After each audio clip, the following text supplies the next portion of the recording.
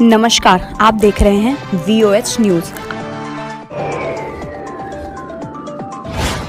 मैं जब मर जाऊं तो मेरी अलग पहचान लिख देना, लहू से मेरी पेशानी पर हिंदुस्तान लिख देना।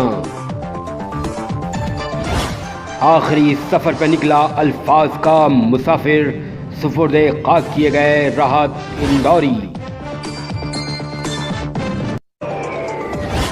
कोरोना रिपोर्ट आई थी पॉजिटिव, अरबिंदो हॉस्पिटल में किया गया था एडमिट।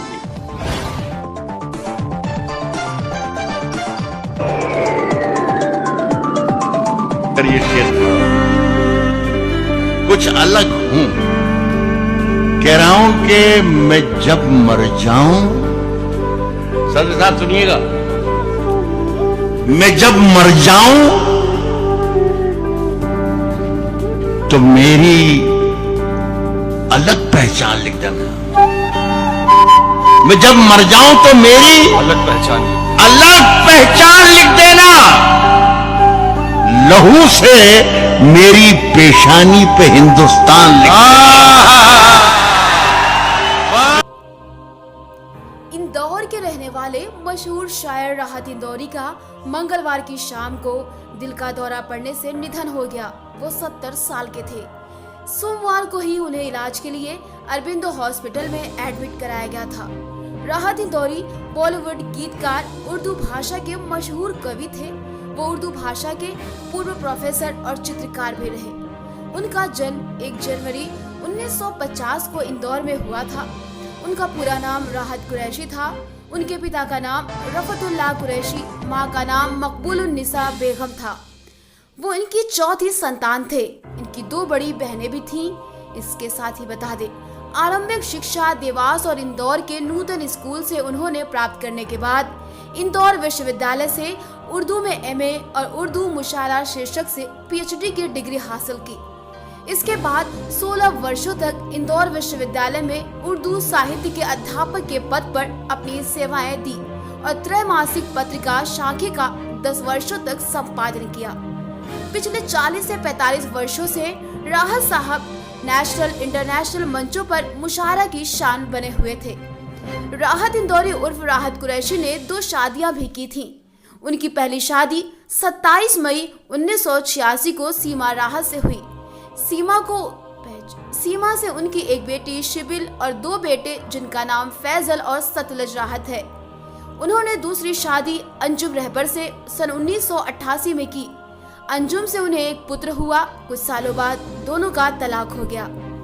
राहत इंदौरी के शायर बनने की कहानी भी काफी दिलचस्प है। वो अपने स्कूली दिनों में सड़कों पर साइन बोर्ड लिखने का काम किया करते थे।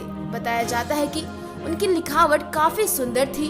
वो अपनी लिखावट से ही किसी का भी दिल जीत लिया करते थे, लेकिन तकदीर को तो उनका शायर बनना मुकर्रर था। एक मुशायरे के दौरान उनकी मुलाकात मशहूर शायर जानिसार अख्तर से हुई। बताया जाता है कि ऑटोग्राफ लेते वक्त राहत इंदौरी ने खुद को शायर बनने की इच्छा उनके सामने जाहिर की। तब अख्तर साहब ने कहा कि पहले 5000 शेर जुबानी याद कर लें, फिर खुद ब खुद शायर बन जाएंगे। तब राहत इंदौरी ने जवाब दिया कि उन्हें 5000 शेर पहले से याद है। इस पर अख्तर साहब ने जवाब दिया कि तुम शायर बन चुके हो, देर किस बात की, स्टेज संभालना शुरू कर दो। नहीं, बुलाती है मगर जाने का नहीं, बुलाती है मगर जाने का नहीं। ये दुनिया है, इधर जाने का नहीं। बुलाती है मगर जाने का नहीं, ये दुनिया है, ये दुनिया है, ये दुनिया है। हो जाता। राहत इंदौरी की शायरी में जीवन के हर पहलू पर उनकी कलम का जादू देखने को मिलता था। बात चाहे दोस्ती की हो या प्रेम की या फिर रिश्तों की, राहत इंदौरी की कलम हर क्षेत्र में जमकर चलती थी।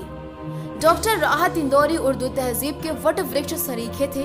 लंबे अरसे से श्रोताओं के दिल पर राज करने वाले राहत साहब की शायरी में हिंदुस्तानी तहजीब का नारा बुलंद है।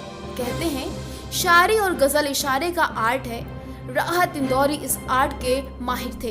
वे कहते हैं कि अगर मेरा शहर जल रहा है, मैं कोई रोमांटिक गजल गा रहा हूँ, तो अपने फन, देश, वक्त सभी से दगा कर रहा हूँ। शायरी लिखने से पहले वो एक चित्रकार बनना चाहते थे।